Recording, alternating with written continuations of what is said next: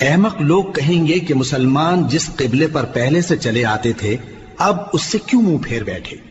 تم کہہ دو کہ مشرق اور مغرب سب اللہ ہی کا ہے، وہ جس کو چاہتا ہے سیدھے رستے پر چلاتا ہے، اور اسی طرح ہم نے تم کو امت معتدل بنایا ہے تاکہ تم لوگوں پر گواہ بنو اور پیغمبر آخر الزمان صلی اللہ علیہ وآلہ وسلم تم پر گواہ بنے۔ اور جس قبلے پر تم پہلے تھے اس کو ہم نے اس لیے مقرر کیا تھا کہ معلوم کریں کہ کون ہمارے پیغمبر کا تابع رہتا ہے اور کون الٹے پاؤں پھر جاتا ہے۔ اور یہ بات یعنی تحویل قبلہ لوگوں کو گراں معلوم ہوئی، مگر جن کو اللہ نے ہدایت بخشی ہے وہ اسے گراں نہیں سمجھتے، اور اللہ ایسا نہیں کہ تمہارے ایمان کو یوں ہی ضائع کر دے۔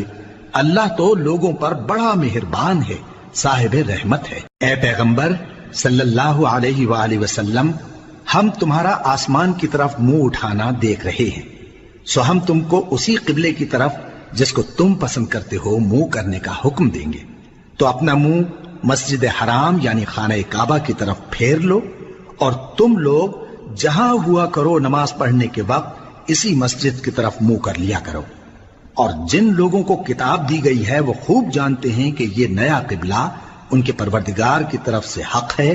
اور جو کام یہ لوگ کرتے ہیں اللہ ان سے بے خبر نہیں۔ اور اگر تم ان اہل کتاب کے پاس تمام نشانیاں بھی لے کر آؤ تو بھی یہ تمہارے قبلے کی پیروی نہ کریں،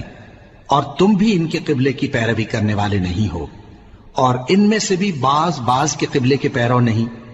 اور اگر تم باوجود اس کے کہ تمہارے پاس علم یعنی اللہ کا حکم آ چکا ہے ان کی خواہشوں کے پیچھے چلو گے تو ظالموں میں ہو جاؤ گے۔ جن لوگوں کو ہم نے کتاب دی ہے وہ ان پیغمبر آخر الزمان صلی اللہ علیہ وآلہ وسلم کو اس طرح پہچانتے ہیں جس طرح اپنے بیٹوں کو پہچانا کرتے ہیں، مگر ایک فریق ان میں سے سچی بات کو جان بوجھ کر چھپا رہا ہے۔ اے پیغمبر صلی اللہ علیہ وآلہ وسلم، یہ نیا قبلہ تمہارے پروردگار کی طرف سے حق ہے، تو تم ہرگز شک کرنے والوں میں نہ ہونا، اور ہر ایک شخص کے لیے ایک سمت مقرر ہے جدھر وہ عبادت کے وقت منہ کیا کرتا ہے، تو تم نیکیوں میں سبقت حاصل کرو۔ تم جہاں ہوگے اللہ تم سب کو جمع کرے گا، بے شک اللہ ہر چیز پر قادر ہے۔ اور تم جہاں سے نکلو نماز میں اپنا منہ مسجد حرام کی طرف کر لیا کرو،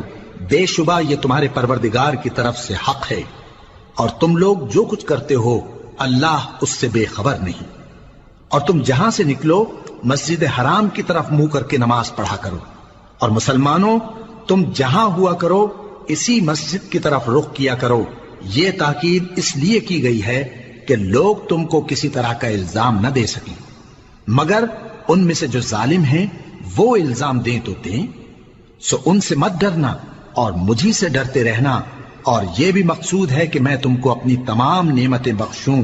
اور یہ بھی کہ تم راہ راست پر چلو۔ جس طرح من جملہ اور نعمتوں کے ہم نے تمہیں میں سے ایک رسول بھیجے ہیں جو تم کو ہماری آیتیں پڑھ پڑھ کر سناتے اور تمہیں پاک بناتے، اور کتاب یعنی قرآن اور دانائی سکھاتے ہیں، اور ایسی باتیں بتاتے ہیں جو تم پہلے نہیں جانتے تھے، سو تم مجھے یاد کیا کرو، میں تمہیں یاد کیا کروں گا، اور میرا احسان مانتے رہنا اور میری ناشکری نہ کرنا۔ اے ایمان والو، صبر اور نماز سے مدد لیا کرو، بے شک اللہ صبر کرنے والوں کے ساتھ ہے۔ اور جو لوگ اللہ کی راہ میں مارے جائیں ان کی نسبت یہ نہ کہنا کہ وہ مرے ہوئے ہیں، وہ مردہ نہیں بلکہ زندہ ہیں، لیکن تم کو شعور نہیں۔ اور ہم کسی قدر خوف اور بھوک اور مال اور جانوں اور میووں کے نقصان سے تمہاری آزمائش کریں گے، اور صبر کرنے والوں کو بشارت سنا دو کہ ان لوگوں پر جب کوئی مصیبت واقع ہوتی ہے تو کہتے ہیں کہ ہم اللہ ہی کا مال ہیں اور اسی کی طرف لوٹ کر جانے والے ہیں۔ یہی لوگ ہیں جن پر ان کے پروردگار کی عنایتیں ہیں اور خصوصی رحمت بھی ہے، اور یہی سیدھے رستے پر ہیں۔ بے شک کوہ صفا اور مروہ اللہ کی نشانیوں میں سے ہیں، تو جو شخص خانہ کعبہ کا حج یا عمرہ کرے اس پر کچھ گناہ نہیں کہ دونوں کے درمیان چکر لگائے۔